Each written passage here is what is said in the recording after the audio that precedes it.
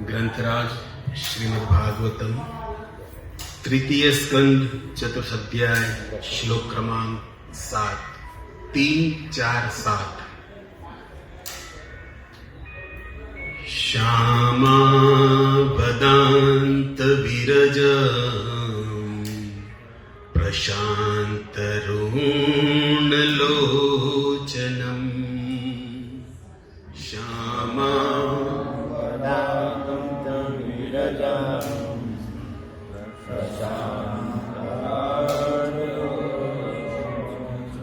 श्यामा वदान्तं विरजं प्रशान्तरुणलोचनम्।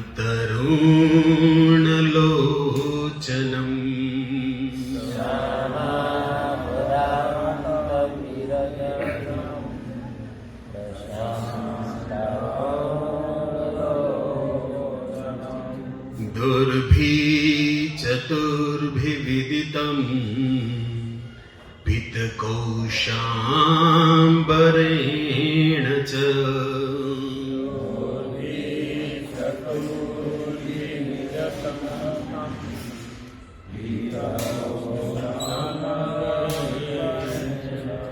दुर्भिः चतुर्भिर्विदितम् पितकौशाम्बरेण च।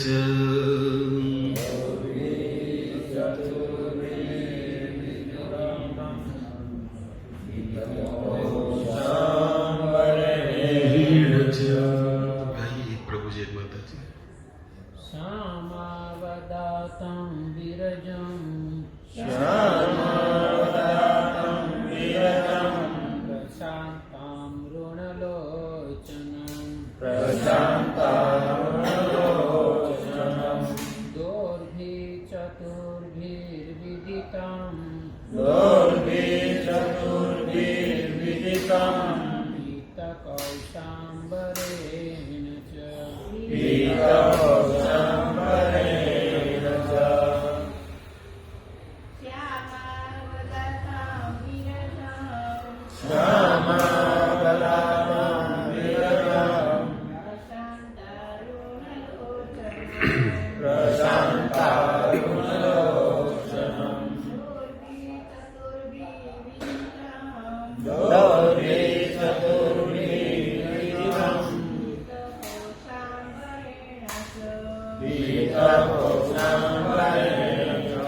धन्यवाद। श्री प्रभुपाद जी लिख रहे हैं कि भगवान का शरीर श्यामल है किंतु वह सच्चिदानंद है और अतीव सुंदर है। उनके नेत्र सदैव शांत रहते हैं और वे प्रातःकालीन उदय होते हुए सूर्य के समान लाल है। मैं उनके 4 हाथों विभिन्न प्रतीकों तथा पीले रेशमी वस्त्रों से तुरंत पहचान गया कि वे भगवान है। अंतर्राष्ट्रीय कृष्ण भावनामृत संघ मीरा रोड स्थित श्री श्री राधा गिरधारी मंदिर की ओर से प्रति मंगलवार ये होने वाले इस सत्संग में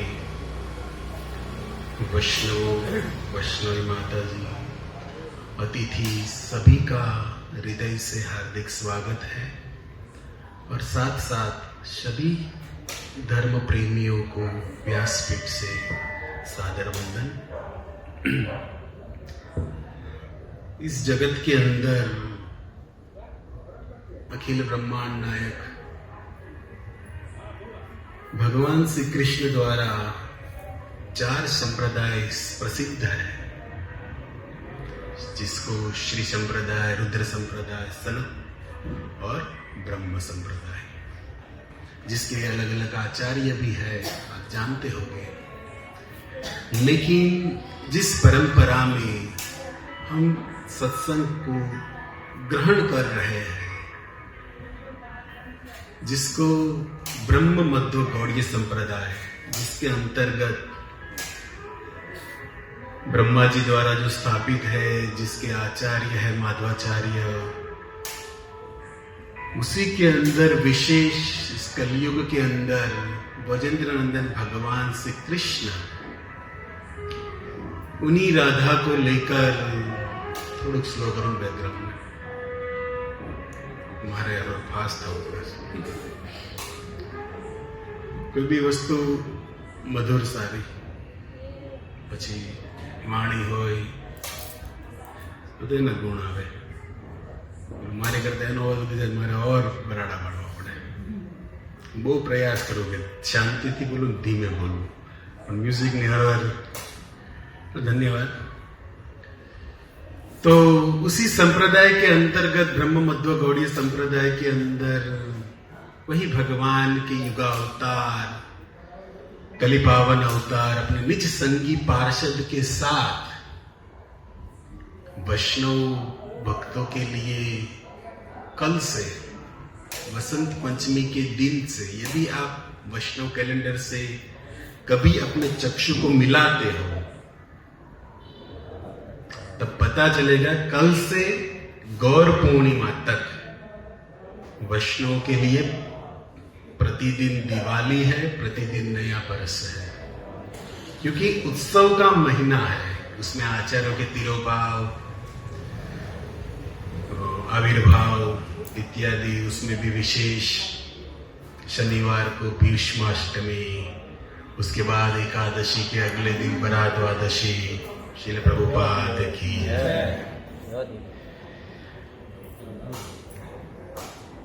वरा द्वादशी, और उसके बाद नित्यानंद तिरोदशी। कहने की बात है कि एक आनंद का महीना है जिसके अंदर एक साधक प्रतिदिन नित्य नवीनता से कृष्ण की ओर अग्रसर हो सकता है, लेकिन उसके लिए चक्षु का मिलन वैष्णव कैलेंडर से होना चाहिए, तब पता होता है।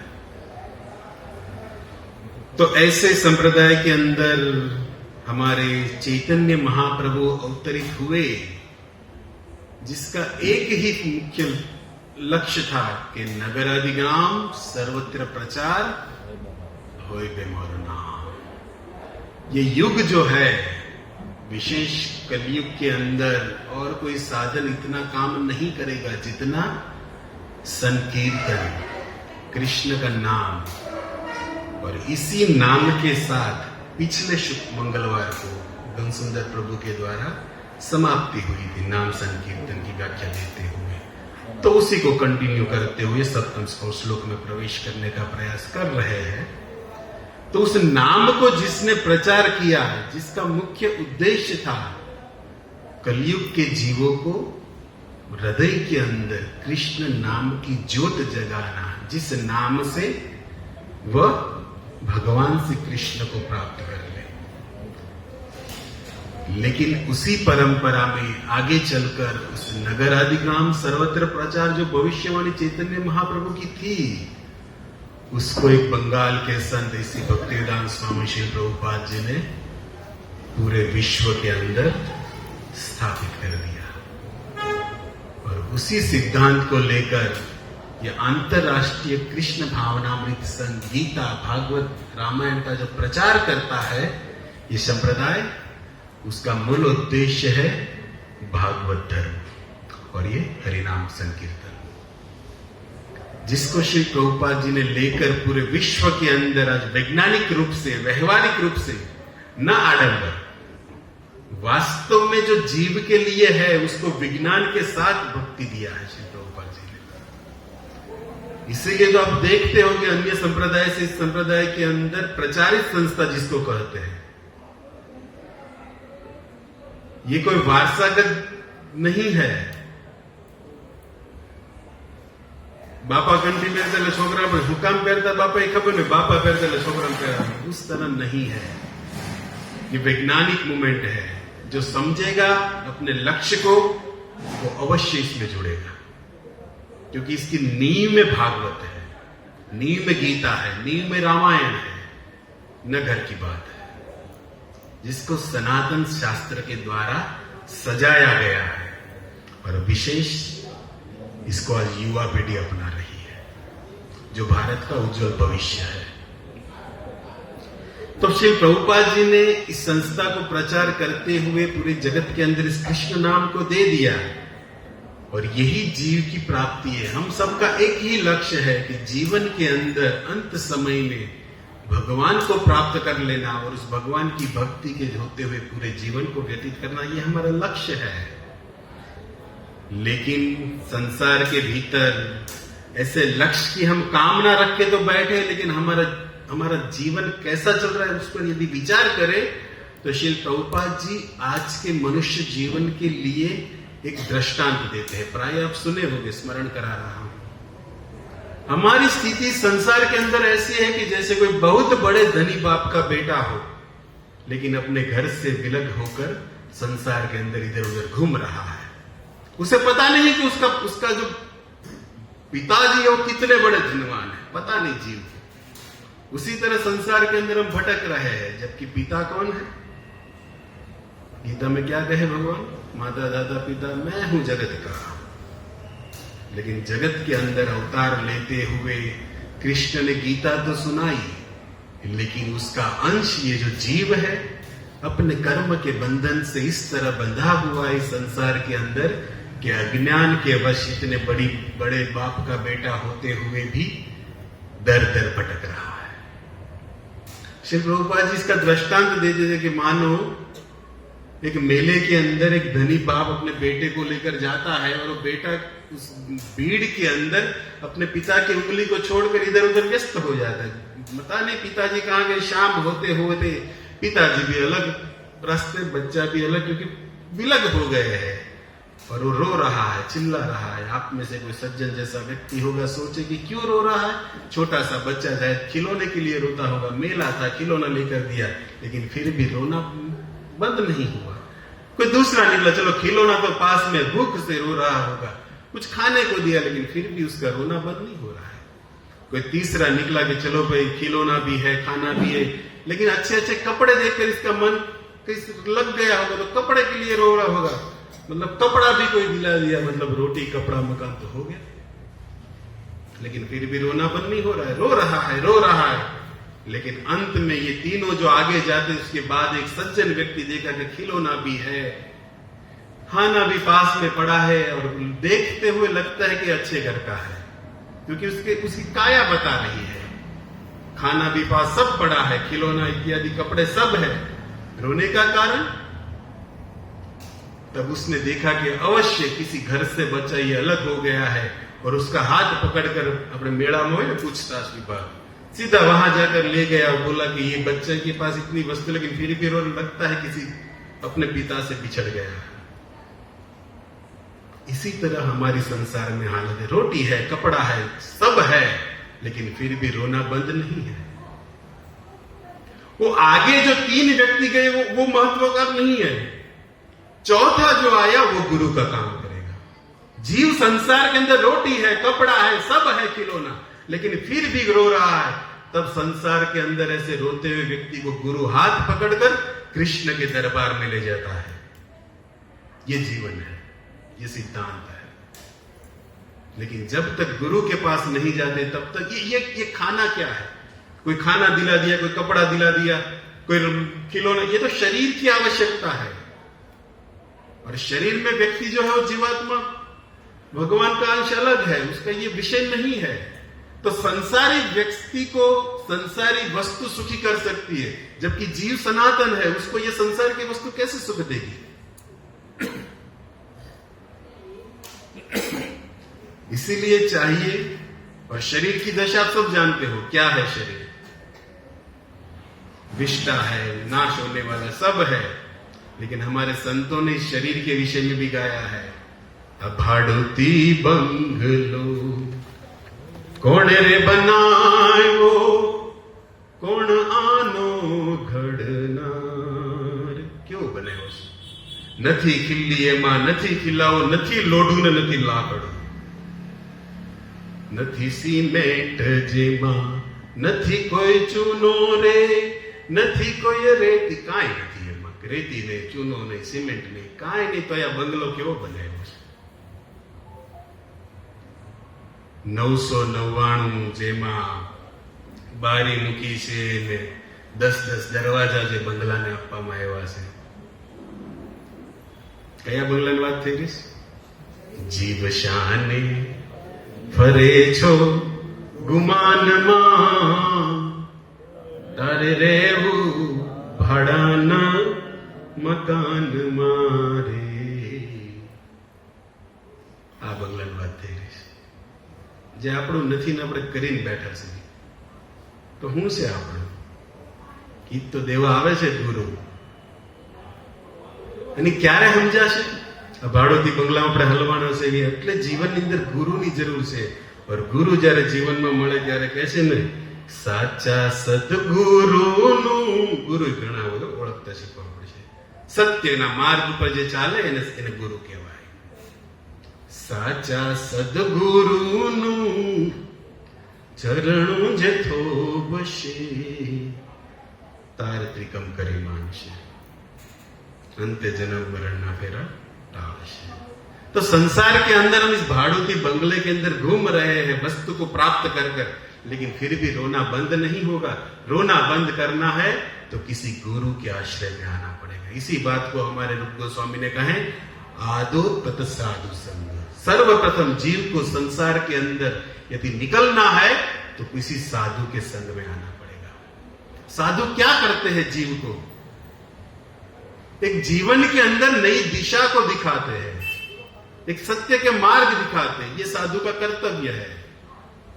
और उसके पास आने पर सत्य वस्तु का संग होता है, जिसको सत्संग कहा जाता है.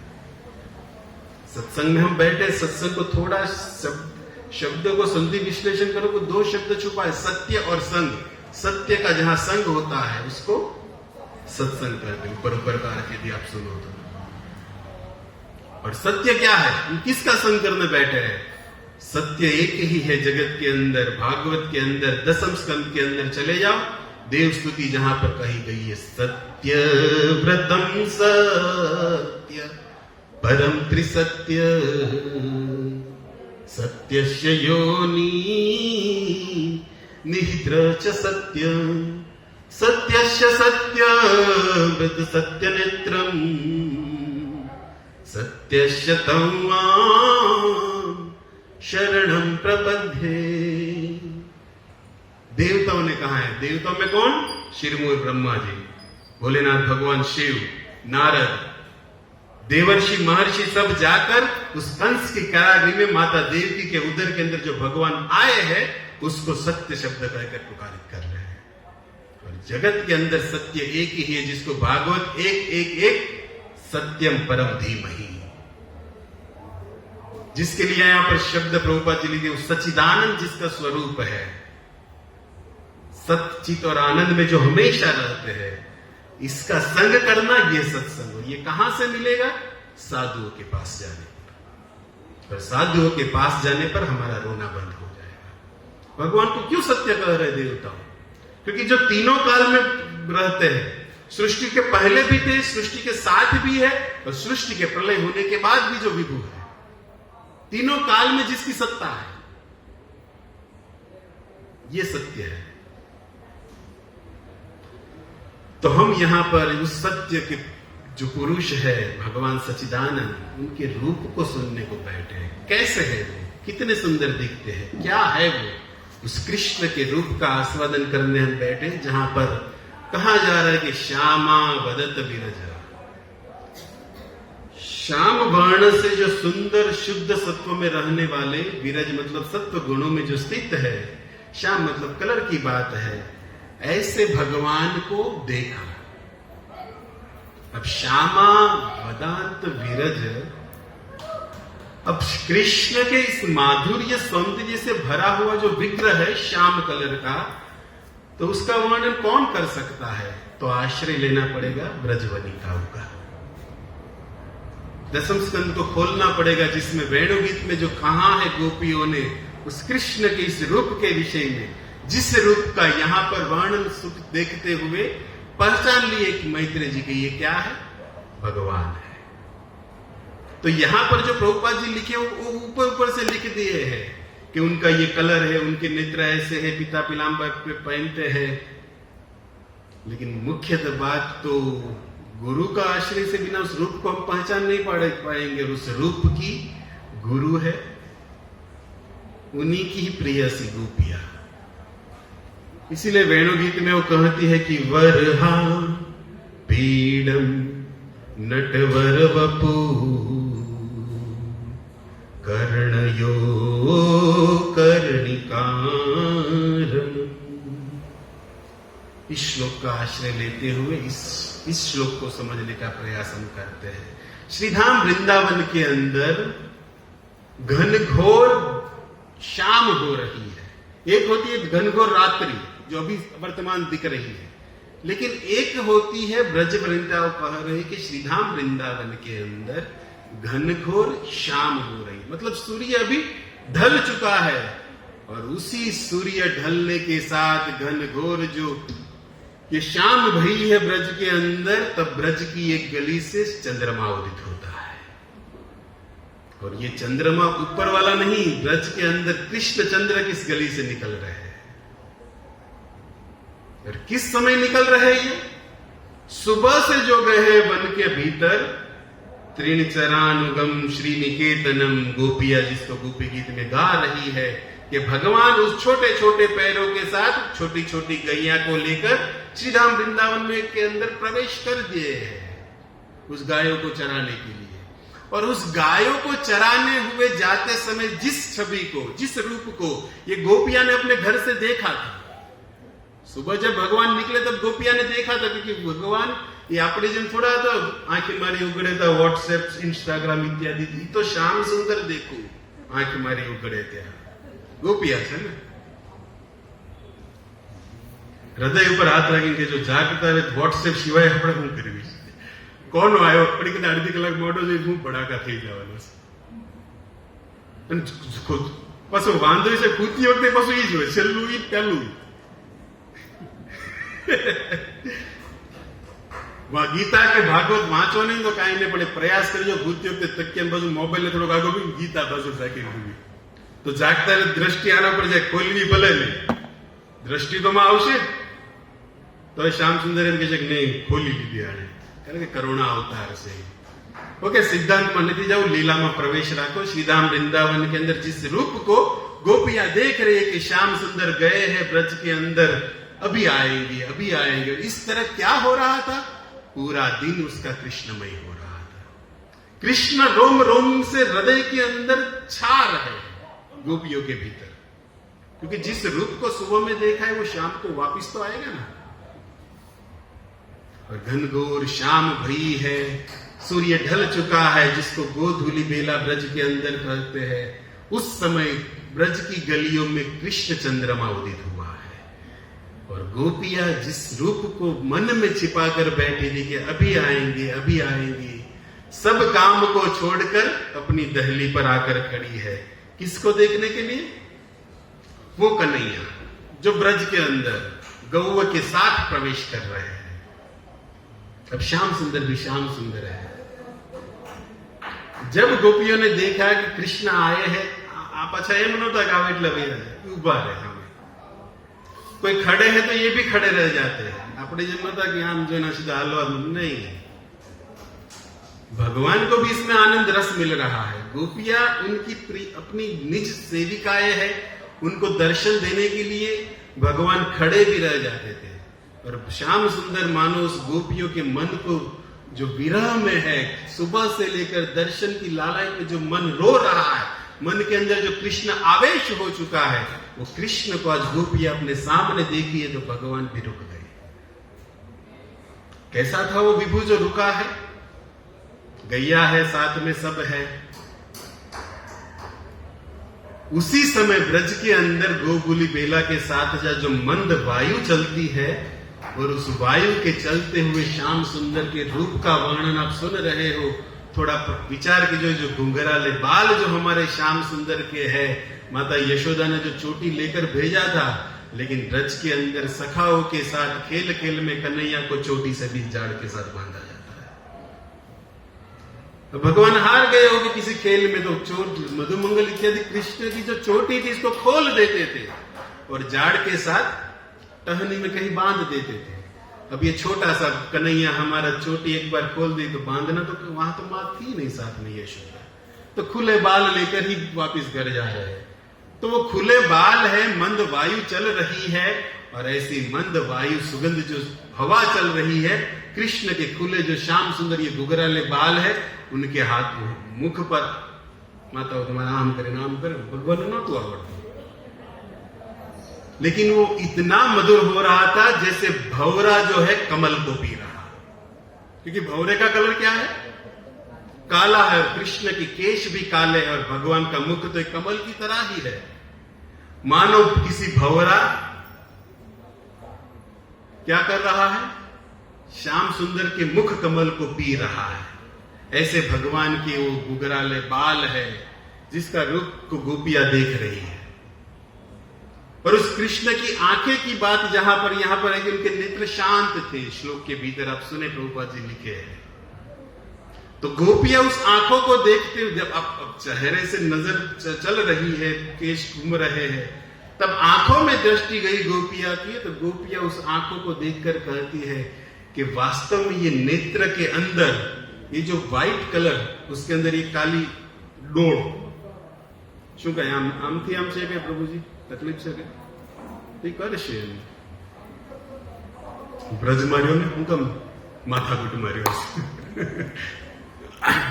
હરે કૃષ્ણ હરે હરે આમ મને કઈ વાંધો ન હોય, પણ ક્યારેક ડિસ્ટર્બન્સ લાગે, મગર બાજુ કઈ બોલો તો આપણને કઈ सॉरी माफ करજો। तो आंखों के भीतर जब गोपियों ने देखा उस कृष्ण के आंखों को, तब क्या लगा? जैसे व्हाइट कलर का स्वच्छ जल भरा है और उसके अंदर मीन मछलियां घूम रहे, क्योंकि भगवान के नेत्र ऐसे ऐसे हो है सीधा विभु, लेकिन आंखें जो तिरछी है, उनका सब काम तिरछे। तेरी नजर टेढ़ो खड़ो मेरो बाकी बिहारी। अब नजर भी टेढ़ी घुमा रहे, तो नजर घुमाना मतलब गोपियों को लग रहा है कि ये व्हाइट कलर का जो स्वच्छ बस से जल भरा है, उसके अंदर ये आंखें, मतलब ये भगवान की आंखें मानो मीन घूम रहा हो इधर से उधर, और उनकी आंखों के अंदर कितनी करुणा भरी है। भगवान के आंखों के अंदर करुणा भरी है, इसीलिए तो ब्रज उस कुरुक्षेत्र भूमि के अंदर भगवान के सामने जो भी मरे, भगवान की दृष्टि उन पर पड़ते ही सीधे भगवत धाम को प्राप्त होते हैं। हम तो थोड़ा गए उसकी आंख मारे उगड़े थे, उस संसार के लोगों की दृष्टि पड़े उससे पहले श्याम सुंदर राम नाम की, ये सीताराम की यदि दृष्टि हमारे पर पड़ जाए, तो संसार के भीतर एक लोहे के कवच के साथ आप चलोगे, कोई कुछ कर नहीं पाएगा, क्योंकि कृष्ण। प्रसंग चले जाओ, समुद्र मंथन वाले आगे के प्रसंग में देवता सब खंडित थे, कृष्ण की मधुर दृष्टि पड़ते ही सब नव यौवन उठ गए। भागवत के अंदर भगवान की दृष्टि का भी कमाल है, और ऐसी दृष्टि जीव के सारे अमंगल को हर लेती है। ये भगवान के नेत्र है। इसीलिए तो हमारे ब्रज के संतों ने गाया, और हम भी कहीं बार इस दोहे को आपके सामने रखे हैं कि भगवान के साथ आंख मिलाना यही संसार का सबसे बड़ा आंखों का फल है। ब्रज धूली प्राण से प्यारी लगे, ब्रज मंडल मोहि बसाए रहो, मस्त फिरू रसिकन के संग में, जल जाल से नाथ बचाए रहो, छवि छाक सो नाथ चकाए रहो, नित बाकी जांखी निहारु सदा, बाके बिहारी बिनती यही, मेरे नैनों से नैन मिलाए रहो। कभी कृष्ण को ये प्रार्थना करनी चाहिए कि प्रभु आपकी आंख, हम तो संसार के अंदर न जाने कितनी वस्तु देखते हैं, लेकिन आप तो अपने प्रेमी को ढूंढते हो। हम में वो प्रेम नहीं है, लेकिन आप यदि कृपा करोगे तो कुछ प्रेम के विषय में हम प्रवेश कर सकते हैं, और इस प्रेम को प्राप्त करने के लिए प्रभु आपकी दृष्टि की जरूरत है। कृपया अपने नैनों को हमारे सामने रखिए। प्रार्थना होनी चाहिए गिरधारी के भवन में, कभी ये खड़े हो तो, और थोड़े उस चेहरे पर आंख का दर्शन कर लिया, बालों का दर्शन कर लिया, लेकिन उसकी जो मुस्कान है कन्हैया की, मुस्कान जो है भगवान की, मानो जीव के सारे अमंगल को हर लेती है। कृष्ण का हंसता हुआ चेहरा जीव के सभी अमंगल को हरने वाला है। इसीलिए तो हमारे वल्लभाचार्य ने लिख दिया ना, हसीतम मधुरम, जिसका सब मधुर है। ऐसे मधुर भगवान को गोपियां देख रही है, और साथ साथ उस चेहरे से उनकी नजर जब जाती है कि हाथ में वेणु है, और वो जब वेणु को बजाते हैं तो ब्रज के अंदर ग्वाल, गोपी, पशु, पंखी सब अपना धर्म को छोड़कर, नदी जो है वो जिसका बहना सबाय वो स्थिर हो जाती है, पर्वत जो स्थिर है वो पिघलने लगते हैं, पशु पंखी इत्यादि सबको आनंद देने वाली भगवान की वेणु, क्योंकि वेणु गीता ये प्रसंग चल रहा है जिसमें वेणु की भी बड़ी सराहना है। और यही तो भगवान के रूप का एक सौंदर्य बढ़ाने वाली चीज है। तो ऐसे भगवान हाथ में वेणु लेकर खड़े हैं, मुस्कुराहट है, और गोपियां उस दृश्य को देख रही है। और वेणु के साथ जब गोपियों की दृष्टि भगवान के कटी प्रदेश मतलब कमर के ओर जाती है, तो माता यशोदा ने कृष्ण को बड़े ही सुंदर एक करधनी पहनाई है उस कमर के ऊपर, जिस करधनी की शोभा इतनी है, प्रकाश इतनी है कि सूर्य भी मानो फीका लगे, सूर्य भी घबरा रहा होगा कि इतना प्रकाश। ये कृष्ण की करधनी कमर का वर्णन है कि माता यशोदा ने बड़े ही सुंदर पहनाया है। और कटी प्रदेश से नीचे जाती हुई गोपियां, वैसे दर्शन चरण से ऊपर होना चाहिए, लेकिन गोपियां ऊपर से नीचे आ रही है। कटी प्रदेश से जब देखा कि सुंदर नुपुर जिस चरण में है, इसके बाद वाले श्लोक में भगवान के चरण का वर्णन है, कि 7-8वें नंबर के श्लोक में गोपियां ने देखा कि छोटा सा कन्हैया मस्त नुपुर पहना है, और ये नुपुर जब भगवान उस ब्रज के अंदर नाचते हैं, तब ये नुपुर की ध्वनि, उस वेणु की ध्वनि मानो भगवान शिव की भी समाधि खोल देती हो। वेणु सुनकर शिव अपनी समाधि खोल ही देते हैं। भगवान श्री कृष्ण एक नटवर है, एक नटराज है। ये सब नाचते हैं कन्हैया, तब नटराज अपने स्थानों से उठकर चले आते हैं। ऐसा सजा दे, क्या हुक्म है वो, ये कन्हैया में छम छम पड़ता ही ये ताल ऊपर रम्मा मटे, तो शिव गोपी बनी गोपेश्वर दिन ब्रजमा बैठा है। ये भगवान के नुपुर का कमाल है। ये कृष्ण छवि है, ऐसे कृष्ण का दर्शन अब कहीं भी हो, यदि शब्दों से इस कृष्ण चरण सौंदर्य को पी रहे हो, तो मानो उस विभु गिरधारी को आप अभी भी देख रहे हो, और गिरधारी के सामने खड़े हुए जगत चिंतन चल रहा है, तो कृष्ण सामने होते हुए भी दूर है।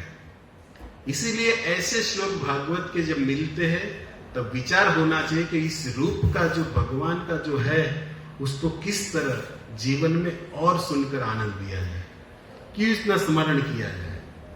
ये स्मरण साथ साथ कृष्ण रूप का तो वर्णन कर, लेकिन साथ साथ ब्रज वृंदावन का भी स्मरण दे रहा है। स्थान का भी प्रभाव है और कृष्ण विभु का भी प्रभाव है। तो ऐसे भगवान ब्रज की गलियों से गुजर रहे हैं, और जब आगे चले तब एक गोपी देखा कि बद्धी भैरवी नायक लिखे। गोपियां सब कृष्ण की देखने के लिए बाहर आ गई, लेकिन एक गोपिया डेली खुली है, डेलो खुलू से गर्मा तुम्हारी फड़ियाम डेली चावल को साफ कर रही है। ऐसे हुपड़ा मैं कि तुम्हारे मुंडा नहीं। अब विभु है, मन के अंदर वो छवि है, लेकिन कृष्ण आवेश इतना है कि जो छवि बाहर है उसकी तरफ ध्यान ही नहीं जा रहा। मन में कृष्ण चिंतन चल रहा है काम होते हुए, लेकिन ये थोड़े नारायण है। नारायण होते तो किसी से मतलब नहीं था, कौन जोवे कौन नहीं, ये ना काम में मस्त हो। चतुर्भुज नारायण की यदि बात है, तो जीव के सामने वो गए, जीव देखा तो भी फर्क नहीं, ना देखा तो भी फर्क नहीं। ये वो विभु नहीं है, ये कौन है? पूर्ण कृष्णचंद्र है। अब वो गोपी नहीं देख रही, तो हमारा काम है कि वो कैसे हमारी ओर देखे। क्या किया भगवान ने उस गोपी की नजर को घुमाने के लिए? जो नुपुर पैर में है उस गोपी के टहली पर ही नाचना चालू कर दिया। जिस शिव की समाधि को तोड़ने वाला नुपुर, गोपी के मन में कोई प्रभाव नहीं। भगवान कालिया के नाक पर क्यों नाच होता बद्दा जो है आज मैं नाच रहा हूं स्पेशल इनके लिए और ये देख नहीं रही है। अब तो अब मोटा मानस ने कोई हम इज्जत जाए नहीं। ये तो ब्रज के नंद बाबा का, और वो भी पूर्ण विभू श्याम सुंदर मन में सोच रहे कि मैं नाच रहा हूं, इसको देखने के दिखाने के लिए बीजा वार्ड जो थे वो क्या रहे नाचो स्पेशल केस से आज इनके लिए ही अनाज ज्योति नहीं थी। और भगवान को शर्म आ रही कि काल समाचार में आ जाए डाउन था कैसे भी अभी जाना तो है नहीं, जब तक इसकी दृष्टि मुझ पर ना पड़े। देखो जिस दृष्टि को देखने के लिए हम प्रयास करते हैं, भगवान सोचते हैं कि इस गोपी की दृष्टि हमारे पर पड़ जाए। ये ब्रज है, ये प्रेम है, जहां भगवान भी खड़े रह जाते हैं। नहीं देखा गोपी ने, उसी तरह संसार के भीतर भगवान खड़े हैं निज मंदिर में, लेकिन संसारी जीव अपने काम में मस्त है, जाता नहीं दर्शन उस दरबार में। लेकिन भगवान अपनी भक्तवत्सलता नहीं छोड़ते। यदि जीव नहीं जाता तो भगवान निकलते हैं जगन्नाथ स्वामी की। जैसे हमारे जगन्नाथ निकलते हैं, जीव नहीं आया तो क्या हुआ, हम रथ पर जाकर दर्शन देंगे। उस तरह ये गोपी भले सामने न दिखे, लेकिन आज तो उसको दर्शन देना है। नुपुर बजारे नहीं देख रहे, लेकिन तब भगवान ने सोचा कि ऐसे नहीं देखेगी। नुपुर भी बज रहा है और 7,000 जैसे एक पागल व्यक्ति हंसता है, उस तरह भगवान हंसना चालू किया। अब छोटो सो कन्हैया नाना माणसो नाना छोकरा हंसता सारा लगे, मोटो ढांडो दांत कर दो શું કારણ વગરનો नाना छोकरा कारण वगैरह दांत काटे तो वांधो सारा જ लागे।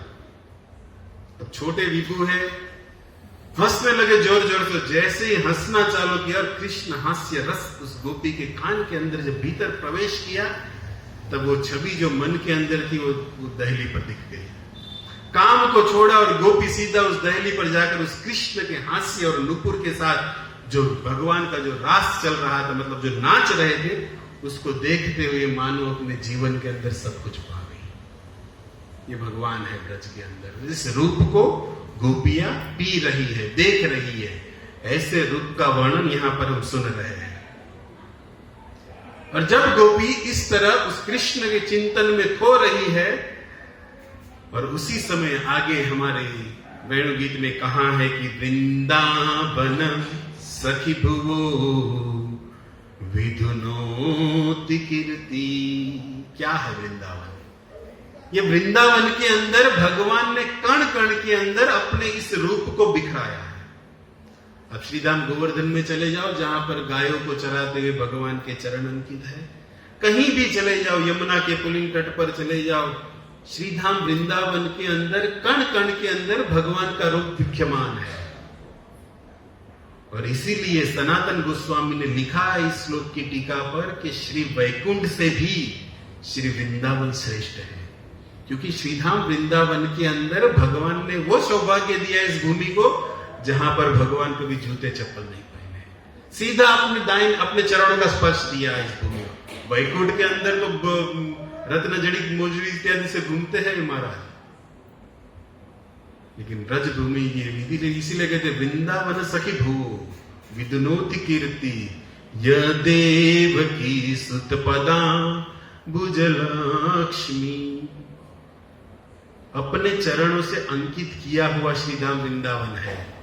और ऐसे वृंदावन के अंदर गोपिया जिस रूप को देख रही है, उस रूप का वर्णन हमारे चैतन्य महाप्रभु ने भी श्री जगन्नाथपुरी के अंदर जगन्नाथ को देखते हुए किया है, गाया भी है। जगन्नाथ अष्टकम का दूसरा श्लोक जो है, भुजे सेव्य वेणु शिरसी सिखी पीछ कटी टटे। जगन्नाथ अष्टकम दूसरा श्लोक। इसी रूप सौंदर्य को महाप्रभु ने जगन्नाथपुरी में भी देखा है, जिसके हाथों में वेणु है, जिसके मोर पंख जो धारण करते हैं, कटी प्रदेश में जो करधनी पहनते हुए सदा श्रीमद वृंदावन वसती लीला परिचय, जो वृंदावन के अंदर नित्य नवीन लीला करने वाले पुरुष है। इस तरह उस ब्रज का दर्शन कर रहे हैं गोपियां, उस कृष्ण चंद्र को देखते हुए। और देखो कृष्ण के मुख कमल को देखते हुए नुपुर से जब उस गोपी की नजर भगवान के वापिस उस चेहरे पर आती है, और देखते हैं कि भगवान के कानों में मकरादित कुंडल जो पहनते हैं, मकरादित कुंडल सुने हो ना शब्द, किसमें आता है? दीपदान अंतर्गत क्या गाते हो जिसमें आता है ना, आओ तू विषय હજી ક્યાં કાર્તિક આવ્યો છે? મેં ત્યારે દિનું કાર્તિકની લીલા થોડું યાદ કરવી, ત્યાર કરીશું, ખાધો નહીં ત્યારે રાખશું, હાલો દિવાળીમાં। मकरादत कुंडल जो विभू पहनते हैं, उस गोपी की नजर जब जाती है, अब कुंडल का भी बड़ा कमाल है। कृष्णचंद्र के कानों के अंदर जो ये कुंडल है वो भी बड़ी रोचक कथा है उनकी। भगवान कुंडल क्यों पहनते हैं मानो पूछा जाए, एक तो शोभा वृत्ति है, एक तो माता यशोदा पहनाती है, लेकिन ये कन्हैया ब्रज के अंदर जब निकलते हैं, माता ने दोनों कानों में दिया है। जैसे ही घर से बाहर निकले, एक लग तुम्हार खींचा, एक कद पैर है, केम? अब मानो भगवान ने दाहिने हाथ कान में कुंडल पहने तो गोपियां समझ जाती थी आज वृंदावन मिलना है महाराज, ये कृष्णचंद्र है, ब्रज वृंदावन सुन रहे हो आप। इशारों से बात जहां होती है प्रेम की, वो प्रेम का विभू आज दे रहा है प्रेम। ये है वृंदावन। वृंदावन वृंदावन वृंदावन रहिए, छोड़ वृंदावन में। तो दाहिने हाथ में, दाहिने बाजू बे हाथ में तो गोपी ने क्या जाओ खबर न पड़े, माता ने पहना, लेकिन बाहर जाते एक निकाल कर अपने जेब में डाल देते, तो गोपियां समझ जाती कि वृंदावन में निकल मिलना है। और वृंदावन में बड़ा मधुर मिलन होता था। कभी बाएं हाथ बाएं कान में लगाए तो मानो आज तुम नहीं आना मैं बरसाना आऊंगा महाराज, तुम मत निकलना मैं मिलूंगा बरसाना, सांकड़ी खोल में मिलन होगा। और खेल खेल में गेंद जो प्रभु उछालते, और गेंद जिस दिशा में उछालती है उस दिशा में मिलना है। इशारों का गेम है, प्रेमी इशारों में चलता है ना। ये थोड़ो गए तुम्हारे बधानी बच्चे के 143 वालों, तो इशारों की बात है। प्रेमी से प्रेमी समझ जाते हैं। फिर भगवान अपने ही है, लेकिन लोक लज्जा से कारण इशारों में बात कर रहे हैं। जिस दिशा में गेंद उछाली है उस दिशा में मिलन होगा। ऐसे भगवान हर चीज का वृंदावन के अंदर गोपियों को इशारा देते हैं। और इस तरह वृंदावन के अंदर भगवान के उस सौंदर्य रस को पीकर, मुख कमल को देखकर, कटि प्रदेश को देखकर, भगवान के उस पूर्ण रूप को देखकर गोपियां निर्णय नहीं कर पाती थी कि उसका चलना मधुर है, हंसना मधुर है, बैठना मधुर है, खाना मधुर, क्या मधुर है इसका। क्योंकि हर विभू जहां से भी देखो सुंदर ही सुंदर है। श्याम सुंदर का कौन सा अंग सुंदर है, ये गोपियों के लिए प्रश्न बन गया था। और उसी प्रश्नों का भाव को हमारे मधुसूदन सरस्वती ने अपने मंगलाचरण में गा दिया है। बंशी विभूषित करा नवनीर दाभा, पीतांबर अरुण बिंब फलाधरोष्टा, पूर्णेन्दु सुंदर मुखा अरविंद नेत्रा, कृष्णात् परं किमपि तत्व अहम न जाने। गोपी के लिए एक प्रश्न बन गया था कि कृष्ण का कौन सा अंग मधुर है। इसीलिए उद्धव जी के सामने कह दिए कि कृष्ण के सिवा हम किसी को नहीं जानते। जिसका सब मधुर है वो कृष्ण ही हमारा प्राण है, वो रूप ही हमारा विषय है। और उस रूप को भुलाने के लिए तो ये महाराज उद्धव जी योग लेकर चले थे। तब गोपियां उस उद्धव जी से कहते कि तुम जिस रूप को भुलाने के लिए उद्धव योग करने को कहते हो ना, तुम्हारा योग कहां रखे, यहां रोम रोम श्याम भरा है। कृष्ण के लिए हम जी रहे, उस रूप के लिए तो हम मर रहे हैं। ऐसे भगवान के रूप के विषय में देखते हुए ब्रज की वनिता ने, हमारे रसखान जी ने के शब्द है कि एक ही बात में कह दिया कि जिनके लिए बस एक एहसास ही काफी है। क्या लिखा रसखान ने? उस रूप के विषय में लिखा है कि जीने के लिए है कन्हैया, तेरा एक एहसास ही काफी है। और तेरे दिल से लिखी हुई कलम से एक पैगाम ही काफी है। कत्ल करना है तो तीर लेकर मत चल कन्हैया, तेरी मुस्कान ही हमारे कत्ल के लिए काफी है। रसखान ने लिखा है उस मुस्कान के ऊपर। ऐसी कृष्ण की छटा जो है, जिसको गोपियां पी रही है, जिस श्लोक को हम सुन रहे हैं, उसी श्लोक का आस्वादन, उसी रूप को पितामह भीष्म ने भी देखा है। जो मरने की अवस्था में थे, भीष्माष्टमी आ रही है शनिवार को, कृष्ण के इस रूप को हमारे पितामह ने भी याद किया है। त्रिभुवन कमनम तमाल वर्णम रविकर गौरवराम्बरम दधाने वपुरलक कुलाभिताब्दनाभ्यम विजय सखे रतिरस्तु मे नवधाम।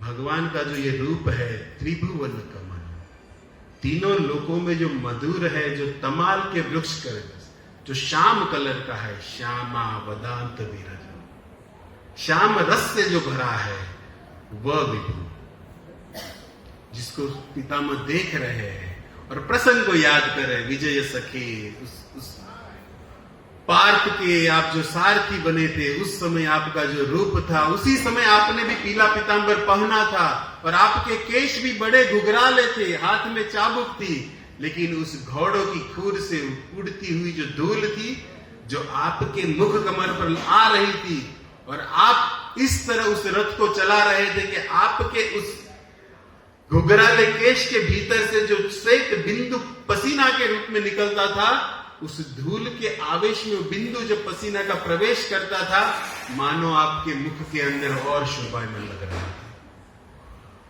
कृष्णचंद्र रूप का वर्णन भागवत में भक्तों ने अलग अलग और से किया है। अब वही श्याम सुंदर कंस के कारागृह अपनी माता देवी को छुड़ाने के लिए पहले उस रंगशाला में प्रवेश किए, तब कंस के जो चारों मुष्टि को कौन सा रूप दिखा है? श्याम सुंदर छोटे, उसके लिए तो काल लगे। वहां पर जो गोपियां थी, मथुरा से इत्यादि मथुरा की स्त्रियां, उनके लिए वो सौंदर्य पुरुष दिख रहे थे। हमारी दृष्टि में भक्ति कैसी है, उस तरह भगवान के रूप को हम पकड़ सकते हैं। कालों के काल भी वही है, प्रेमी के प्रेमी भी वही है, सबको आनंद प्रेम मृत्यु देने वाले सब वही है, लेकिन भक्त की भक्ति की नजर कैसी है, उस तरह ये रूप प्रकट होता है। और इस रूप को सुनकर ही कोई व्यक्ति उस कृष्ण की ओर आकृष्ट होता है। चले जाओ भागवत के 10वें स्कंद के अंदर, जहां पर इस रूप का वर्णन सुनकर ही तो ये महाराष्ट्र की कन्या लव लेटर लिख भेजी ना द्वारकाधीश को, श्रुत्वा गुणानुभुवन सुंदर श्याम। नारद जी जैसे महान ऋषि उस राज्यसभा में आकर कृष्ण रूप सौंदर्य का वर्णन इतना करते थे, देखा नहीं था रुक्मणी। हमने भी मानो कृष्ण को जीवन में नहीं देखा, लेकिन उस कृष्ण के विषय में सुनकर, उस रूप को सुनकर, घुघराले केश बाल है, पीतांबर पहनते, इससे चलते, सब सुना है, और सुनकर ही मन को आकृष्ट करने वाले ये भगवान है। देखा नहीं है रुक्मणी मैया ने, लेकिन फिर भी मन को खींच दिया और लिख दिया अपने पत्र में कि हे, मैं आपको अपना सब कुछ सौंप चुकी हूं और मन आप में लग गया है। मतलब देखते हुए भी हम गिरधारी को देखते, लेकिन साथ साथ ब्रज वृंदावन की लीला स्मरण से उस विभु का दर्शन करेंगे, तो जिस कृष्ण को आपने देखा है उस अपने साथ चलेंगे, क्योंकि इस रूप को आप साथ में लेकर चलिए। गिरधारी मंदिर में प्रवेश भवन में बाहर निकलते हो, एग्जिट लिखा है, वो एग्जिट इसलिए लिखा है कि वहां से आप वास्तविक जा रहे तो कृष्ण को साथ में लेकर चलो। अपने तो हम करें जेम जाता है, जिस रूप को आपने देखा है, श्रृंगार क्यों श्रृंगार करते इतना बढ़िया सा? वो तो बिना श्रृंगार के भी इतने सुंदर है। चित्र की प्रतिमा इतनी सुंदर, वो कितना सुंदर होगा। नाम है तेरा तारणहारा, कब तेरा दर्शन होगा। जिनकी प्रतिमा इतनी सुंदर, वो कितना सुंदर होगा। वो कितना सुंदर वो देखना है तो भागवत दिखाएगा, क्योंकि हमारे पास वो चक्षु नहीं है। हम किसी विग्रह को, रूप को देखते, लेकिन हमारे पास वो दृष्टि नहीं है। संसार की कामना से भरी हुई दृष्टि क्या उस माधुर्य सौंदर्य को पीकर हृदय में उतारेगी। इसीलिए जरूरत पड़ेगी गुरु रूपी चक्षु की, जो शास्त्र से उस रूप को प्रकट करते हुए ऐसे श्लोकों के हमारे भीतर के अंदर वो दृष्टि प्रदान करेगा, जिस गिरधारी को देखकर हम हृदय के अंदर साथ में लेकर चलेंगे। ये भागवत विधि है, ये सत्संग है। और इसको टिकाने रखने के लिए सबसे महत्व कार्य है उस कृष्ण के नाम का जप करना, जिसकी शुरुआत हमने की है। क्योंकि नाम संकीर्तन से ही हृदय शुद्ध होगा, और हृदय के अंदर जब सब मलिनता निकल जाएगी, तब कहीं कहीं कुछ रूप में कृष्ण के इस रूप सौंदर्य को पी पाएंगे, देख पाएंगे, सुन पाएंगे, हृदय के अंदर धारण कर कर उसके और मन को आकृष्ट कर पाएंगे, जैसे रुक्मिणी ने किया है। यह विधि है। तो इस तरह भगवान के इस रूप सौंदर्य को यहाँ पर देखते हुए उस आंखों के उस पीछे पीतांबर धारण किए हुए भगवान, जो अपने ही आश्रय को लेकर बैठे हैं उस वृक्ष के पास, जिसको देखकर मैत्रेय जी पहचान गए कि यही वास्तविक भगवान है। तो इस तरह यहाँ पर कृष्ण सौंदर्य रस का वर्णन करते हुए उसी विभु का आगे के श्लोकों में कृष्ण के चरणों का वर्णन करेंगे। तो बड़े ही सुंदर भाव है इस श्लोकों के, लेकिन गोपी में इतना संसारिक बुद्धि पकड़ नहीं लगी पाती, लेकिन कुछ वेणुगीत का आश्रय लेकर गोपियों के शब्दों को, इस श्लोक को समझने का प्रयास किया। कुछ त्रुटि हो तो भक्तगण क्षमा करे। प्रसाद भी रख दिया है, बड़ू भगवान ने खाई लीजिए, ठरी जाए तो तुम्हारे में पोगाड़ दे। ई भाव थी આપણે આવો હરે કૃષ્ણ કૃષ્ણ કૃષ્ણ હરે હરે હરે રામ રામ રામ હરે હરે। થોડો મોડો મૂક્યો તો આપણે કહેશું, કોઈ લોકો વહેલા મૂકી દીધું, એટલે હવે ઈશારો બધા ઈશારે की बात है, पहले बताया भगवान ઈશારો કે ભક્તો ઈશારો થોડો વહેલા મૂકો એટલે સમજી જાય કે મહારાજ બોલવાનું છે। क्योंकि ये हम लोग ना भगवान इशारा की बात तो कृष्ण के भक्त तो पकड़ ही लेंगे बात को, पर आई भी नो पकड़ता। हरे कृष्ण। श्रील प्रभुपाद की जय।